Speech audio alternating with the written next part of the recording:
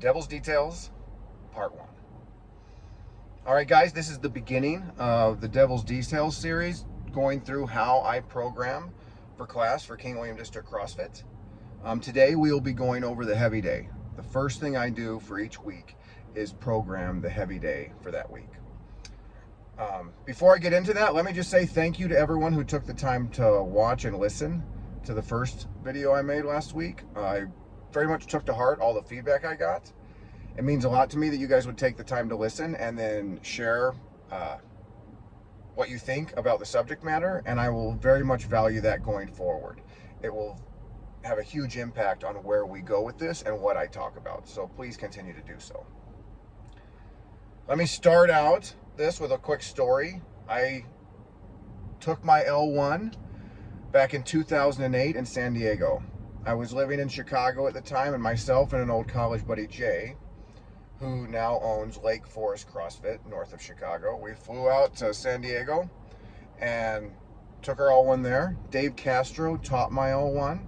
He was the flow master that day. You still did Fran at the L1s back then. Jason Kalipa was in our L1. I did not beat him at Fran. In fact, I don't think I beat anybody at Fran that day. But one line that Dave gave that day that I still remember to this day and had a huge impression on me, as being a card-carrying, very proud meathead to this day. He said, if you aren't regularly getting under a weight that scares you a little bit, you're not doing CrossFit. That may not have been exactly how he said it, but it's pretty close, and it made a big impression on me. So I used that to get into the heavy day. The heavy day has always been a very popular day at King William, and I think I can say pretty confidently in general, CrossFitters like the heavy day. It is hard, but it's hard in a fun way. It's when you do Fran and you go all out on Fran, and at the end of Fran, there's snot coming out of your nose and you have a smoker's cough the rest of the day. That is not super fun for most of us. The heavy day, you're getting yourself kind of jacked, the adrenaline is flowing, and adrenaline is one of our more fun hormones in the body. You're feeling good, you're feeling powerful. It's hard work, but each set is done relatively quickly, and so it's a kind of work, rest kind of thing, and just in general, I think we all enjoy the heavy day and the work that goes into that. So I'm going to go over how we do the heavy day at King William, and then I'm also going to talk about why I start with the heavy day when I program. So, how we do it. Guys, when you come to class, you trust me with making you more fit, whether you've been with us 10 years or 5 months. I take that responsibility very seriously, and so I need to be very observant as I program with what is working and what is not working, or what is working but what could be working better. And so I watch the results, which is why I ask everyone to record it in Wattify, and I also just watch you guys work out and how a week goes and how the looks on your faces and the spark in your eyes and all that kind of stuff. So there needs to be a little more science on the heavy day than we're just going to go move heavy stuff. That's a great idea, but if you're going to get results both now and in 5 years and in 10 years and continue to get stronger, there needs to be a method to the madness. And I have developed that for how we do it in class. As you guys know, we will usually pair two movements. A push-pull. Right now we're in the cycle of a squat, snatch, and overhead press. I would consider the squat, snatch the push, and I would consider the squat, snatch the pull, and the overhead press is the push movement. Sometimes we will combine it with a body weight movement, ring dips or handstand push-ups or something like that.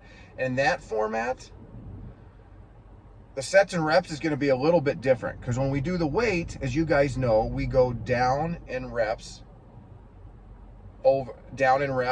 as we progress through the 3 weeks. So the first week, we just did the squat cleans yesterday. You did 28 reps. The third week, you're only going to do 18 reps. When we use body weight movements, the resistance is not increasing, unless, of course, you've had a really big weekend. But in general, it's still your body weight. And so with that, when I do that, the reps increase as well because the resistance is not. So that becomes more of a stamina and strength thing. I don't want to get too much into that right now. We'll talk more about that down the road. But for the strength, as you guys know, we go down in reps each week and up in weight. So the intensity increases and the volume goes down. When we first started back in our 1,100 square foot space, I would often program 2 heavy days a week. Again, I was a meathead. I love the heavy day. You guys love the heavy day. Why not? But going back to being observant, I noticed over time that in that 5th and 6th week of doing the programming and doing it twice a week, people were getting worn out. Just the spark was going out of your eyes. The enthusiasm for the workouts was going down. And so I have shortened it to 1 day a week, and we only do cycles of 3 to 4 weeks instead of 5 to 6 weeks.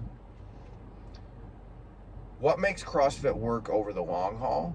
One of the many things, that it is varied, the variety, the constantly varied aspect of CrossFit.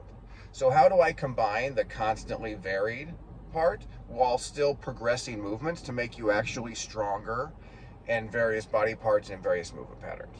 Right now, I believe that is doing 3 to 4 week cycles of 2 movements and doing that primarily on 1 day a week. We still work strength on other days, as you guys know, in the alternating EMOMs I program, in the barbell complexes where we're cycling various barbell movements.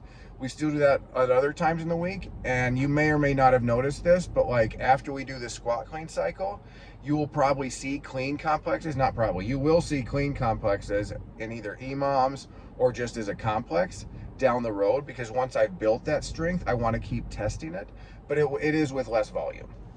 So let me get into that rep range. And guys, this may be a little bit controversial. Not like in a big serious sense, but kind of controversial in the same sense that with me or John, you may get country music in class, and with Janelle, you're going to get Taylor Swift. Maybe a little unorthodox, but I still think it works. When you take the CrossFit programming course, they will say the heavy days a total rep range should be between 7 and 20 for how many reps you get at the working weight on that day. And let me just say, I say this humbly, I love CrossFit and that method works. But I have found what I believe for our group, for our demographic, for our little community, is a better way to do it. I think you need more volume than that. You need a higher rep range. I keep our reps on the working days between 18 and 35. We started out, with squat cleans yesterday, 7 sets of 4, 28 reps. For the press, 7 sets of 5, 35 reps. By the end of this cycle, it'll be 9 sets of 2 for squat cleans, so that's only 18 reps, again with a heavier weight. Over time of doing this, that is the sweet spot I have found that I think elicits real strength gains. You are actually getting physically stronger. I am building new tissue. Your connective tissue is getting stronger. Your central nervous system is getting more efficient.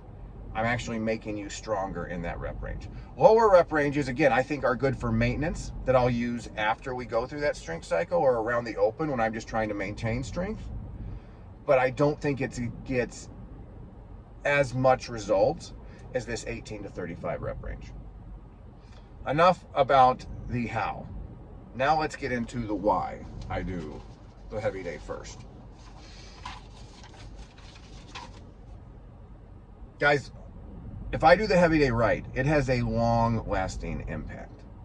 You don't get stronger on Mondays when we do the heavy work. You get stronger over the next 2 to 3 to 4 days as your body compensates and then overcompensates for the work you just did. Your muscles adapt, your connective tissue adapts, your nervous system adapts. All these things get stronger and more prepared to lift heavier again in the future. But I need to give your body and the central nervous system and all those tissues time to repair. So during this squat clean cycle, you're not going to see squat cleans any other day of the week. You may see, you're gonna see hang power cleans, power cleans. We're going to pull off the ground. We're going to do other stuff that require power. With the press, yes, you're going to go overhead on other days. Push jerk, push press, handstand push-ups, whatever it may be. but it's not going to be those exact same movements, and it is going to be later in the week too. I'm going to give your body time to adjust for that. So I program the heavy day because it affects the workouts I put on Tuesday and Wednesday and Thursday and Friday more than any other single day. Going into the heavy day too, I want your body relatively fresh. A lot of people may have worked out both Saturday and Sunday. I can't account for everybody's different schedule, but as much as possible, this is the start of the week. And so I am putting the most taxing thing on your body that day. So that is how, and that is why I do the heavy day first. I want to add a little teaser here going into next week. Something I think we do that is unusual and unique at King William. When you see the 2-part days in programming from various programming methods, it's always the strength portion first and the Metcon second. And the critique of that, people that think you should just do one thing in each class, is that, as we all know, what makes CrossFit work is the intensity, and they will say you end up half-assing both parts. You don't get full effort on the strength, and then you don't get full effort on the Metcon. What are we trying to build when we're building functional fitness, when we're building general physical preparedness? I have an acronym for this, and you guys will hear I have a lot of acronyms with myself. We build FIRES. Make FIRES, whichever one you prefer. FIRES being FRS, fatigue resistant strength. So because we build fatigue resistant strength, we do the Metcon first and then the strength after. And if it is a properly programmed Metcon that complements the 2 strength movements, I think you get better effort on both and better output on the strength that follows the Metcon. So that's a teaser for next time. Put any thoughts you have or anything I missed in the comments. Right on, guys. Thanks. I'll see you in class this week.